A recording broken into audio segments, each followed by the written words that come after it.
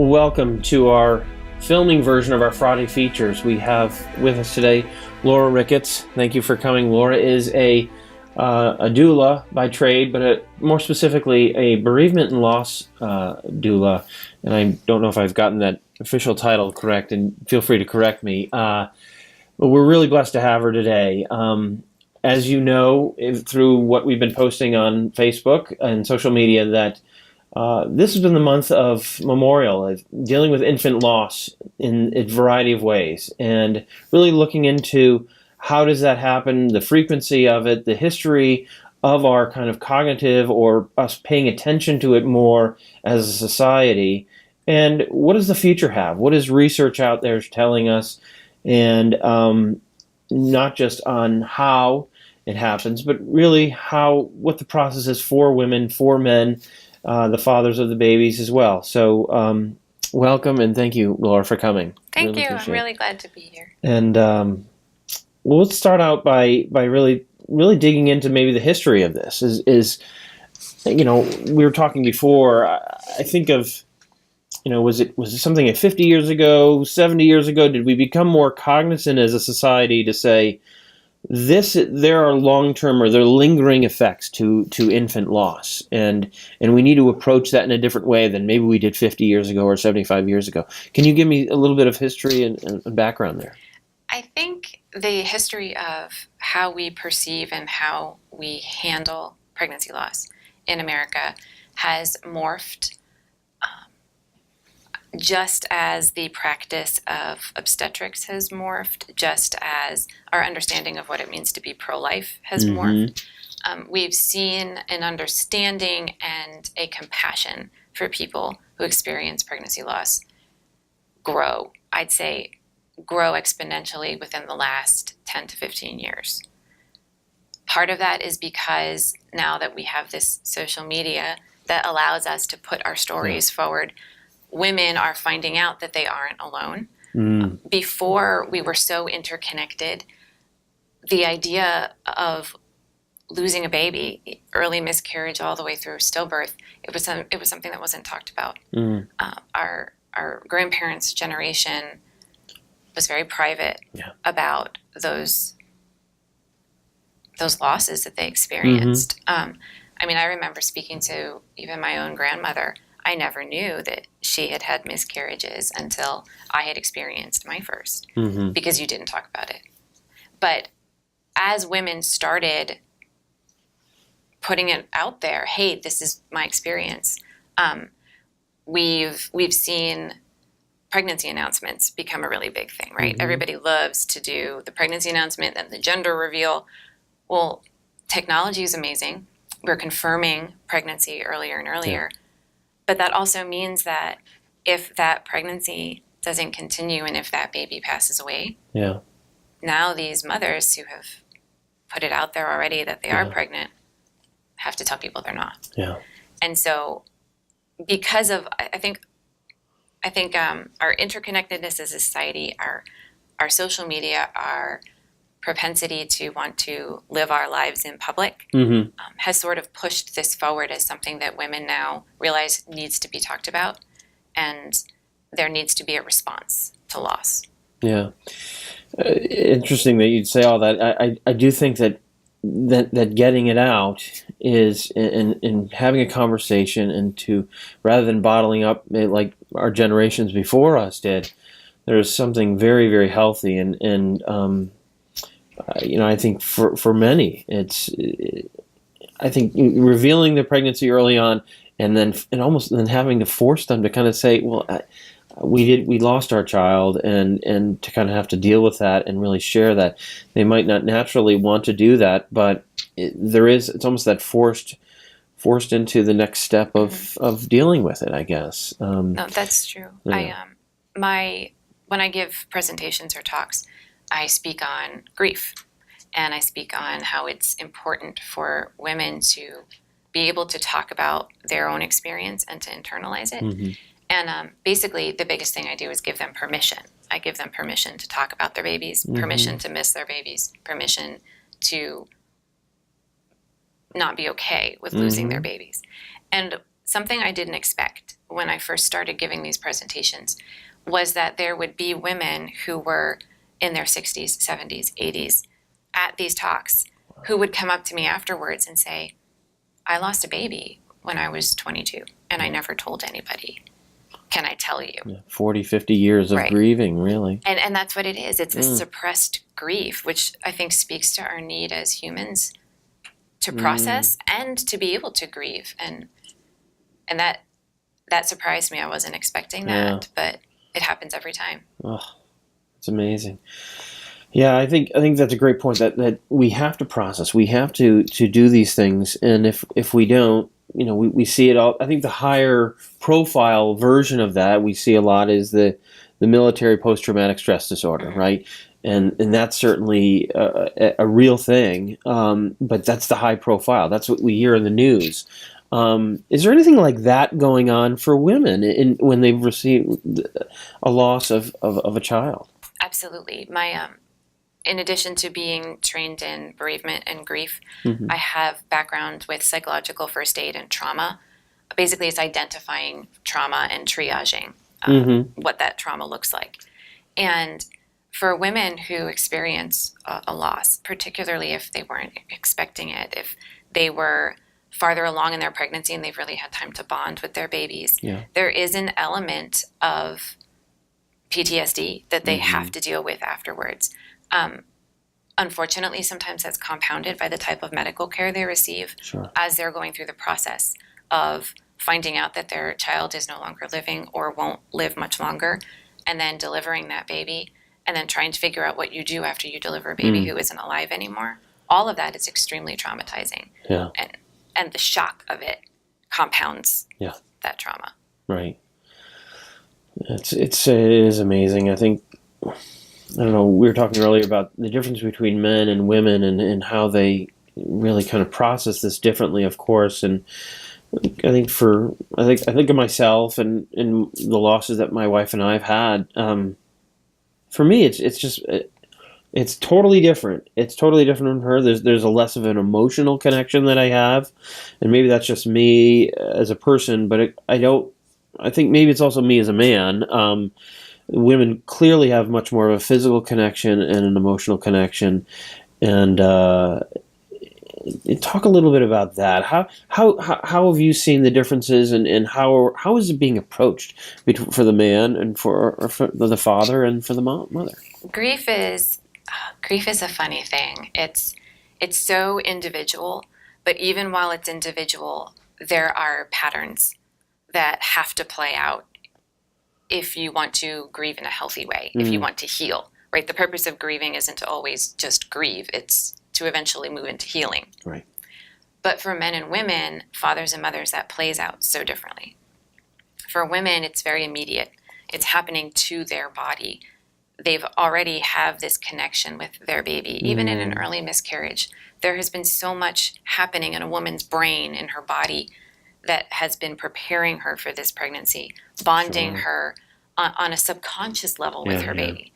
And so for women, it's immediate and it continues. For men, sometimes they haven't gotten used to the idea of the pregnancy yet. They're still stuck at, oh my goodness, what happened to my wife? Yeah. She's sick all the time. She's eating everything. She's moody. They haven't made the leap where they've started bonding with their baby yet. And that's normal and that's healthy. So when that pregnancy is interrupted, when that baby passes away, mom jumps right into, oh my goodness, my baby. Dad is going, oh my goodness, my wife. Yeah. And for men, a healthy response to anything is wanting to protect, right? That masculinity, that drive to protect your wife and protect your family. And so what I see happen often is that mothers and fathers will feel very disconnected. Yeah. She's experiencing these really powerful hormones and emotions over here. And he's over here feeling helpless because he can't protect her from this. And for my part, what I do if I'm walking with a family through this is really try to encourage them to communicate, but also just point out that men and women are going to handle this situation so differently. Right.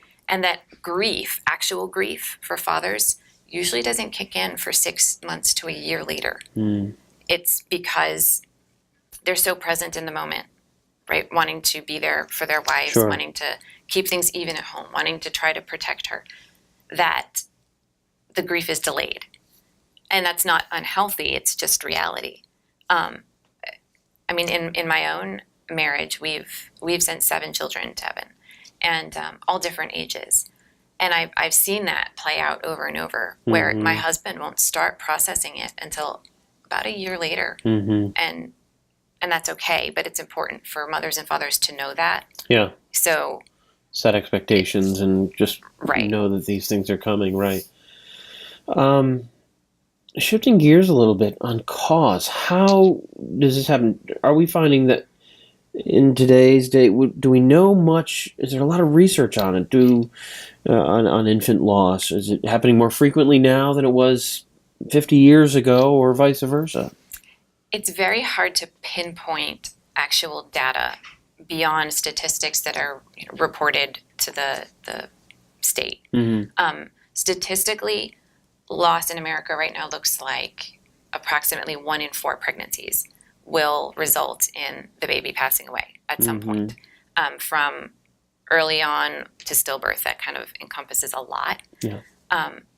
So that statistic has held pretty steady over the last 3 to 5 years. And it's changed from 20 years ago. But you have to ask, is that because we are identifying pregnancy earlier? Because, we have all of these wonderful technological advances that let us know when we're pregnant, Right. And socially, culturally, we're shifting a little bit to reveal earlier. Right. And thus, yeah. And so it's hard to say if that's a drastic increase from what it was. And also because, women wouldn't talk about it. Sure. If you were miscarrying, you did so quietly at home and no one knew. Yeah. So statistics are hard to come by. Causes are also hard to come by because there are so many different reasons why a baby might pass away before birth. Some of them are physiological. Some of them are chromosomal. Some of them have to do with genetics, with hormones, with any number of causes and reasons. And so it's difficult because we think of pregnancy as being medical, right? And so if it's medical, then there has to be a cure for loss. And it's not that simple. Yeah. The best, I think, we can do for women and that women can do for themselves is to try to understand their bodies, understand their fertility, get to know how their body works so they know when it's not quite working the way it should, and not be afraid to seek out information or doctors who are willing to look for causes. In my line of work, it's slightly troubling to me when it takes upwards of 3 miscarriages or losses in a row before your mainstream medicine will say, well, maybe we should try to look into what's causing this. That's 3 too many if they think that there's something that might be done. So we wouldn't treat that cancer the same way. Right. If you're getting 3 tumors or something, we'd dig a little deeper. Right. And I think it's worth mentioning that advances in hormonal therapies have seen a lot of success in helping women who have experienced pregnancy loss to maintain pregnancy. Progesterone supplementation, making sure that the hormonal balance within her body is where it should be.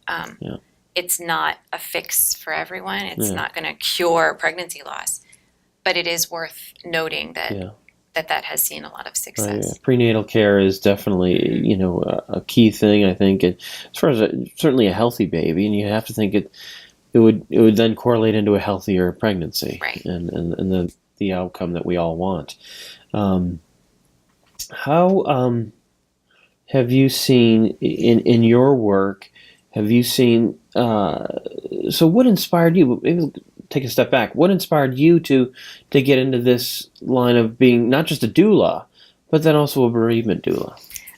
So I actually came to being a birth doula second. I started being a bereavement doula first. Okay. And a lot of people, I think, have the idea that's because I have lost 7 of my own children. Mm-hmm. And honestly, that wasn't it. I never wanted this to be a response of my own grief. Mm-hmm. It's not necessarily healthy to do something just purely out of grief.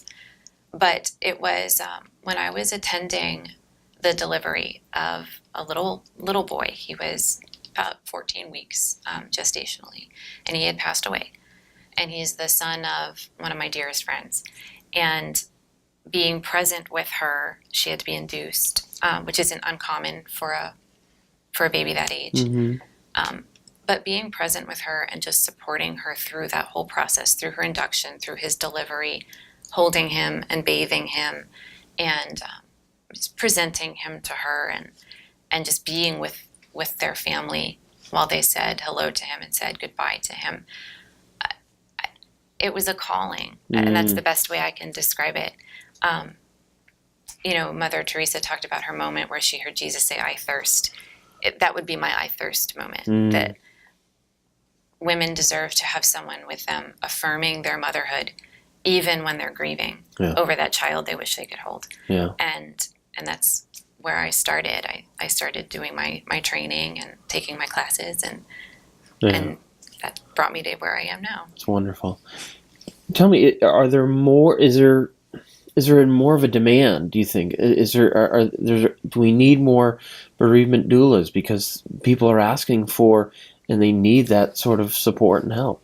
Well, I would say yes. I have consulted with women who are experiencing loss all over the country, and if I'm the best they can do, and they're 5 states away, I think there's a huge loss.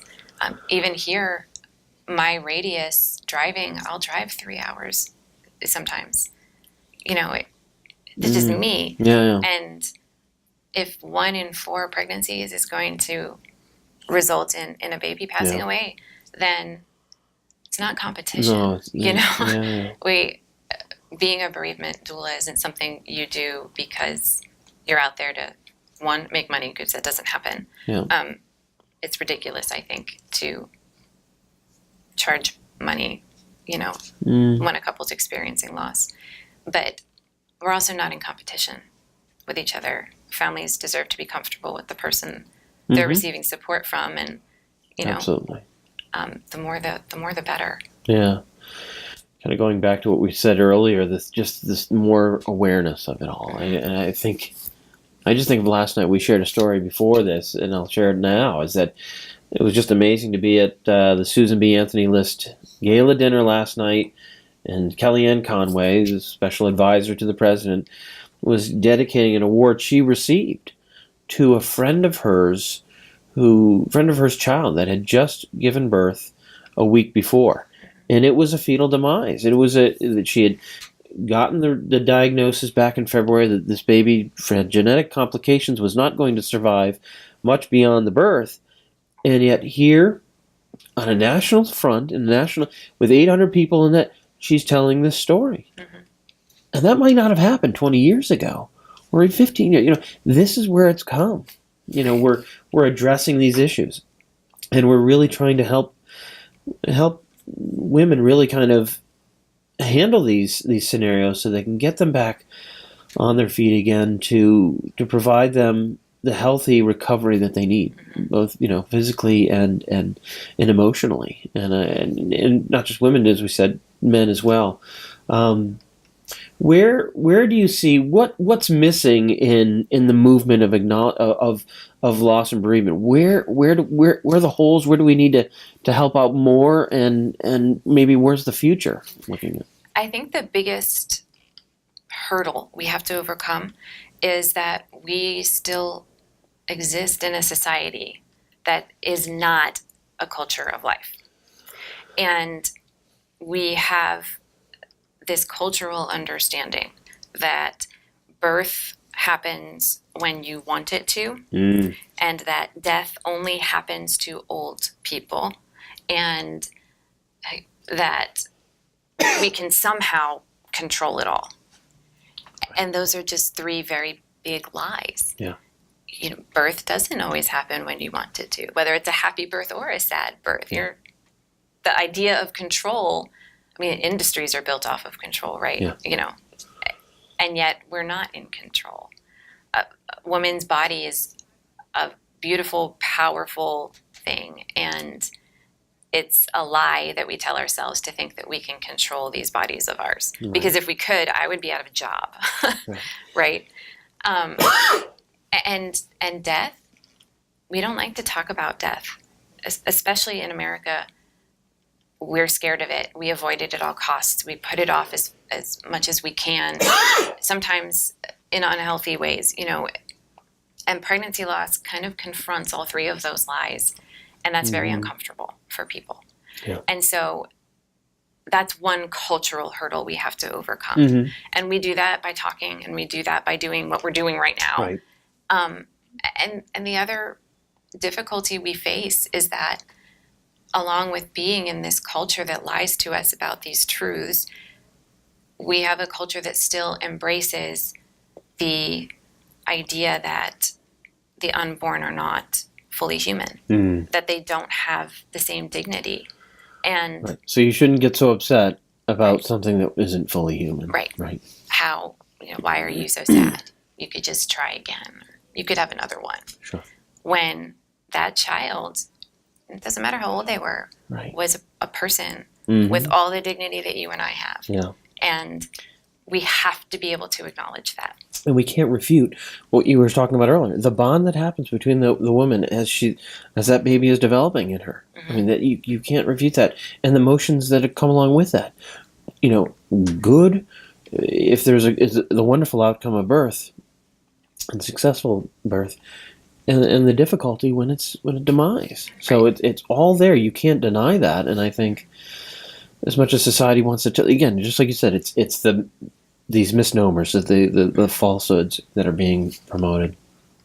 Well, thank you so much for coming. I really appreciate this. I think you're absolutely right. We need to continue to get out there and let people know that we're there for them. And we here at Divine Mercy Care and Tepeyac OBGYN, we celebrated the lives just last week, really, of women who have had miscarriages over the years, and we had people celebrating the life of losses that were 70 years ago, to as early as last month, and the healing that comes with that is it's a step process, right? It's kind of the crossing that chasm or that river or that creek, and you're just going from one stone to the next, trying to keep your head above water and not get wet. And I know that's not the most straightforward analogy, but I do think that we're trying to just get a little bit better each day and handle the loss each day. So I really appreciate you coming here today. I really appreciate your work, and Thank you. And continue to do a great job. Really appreciate it. Thank you. Thank you so much.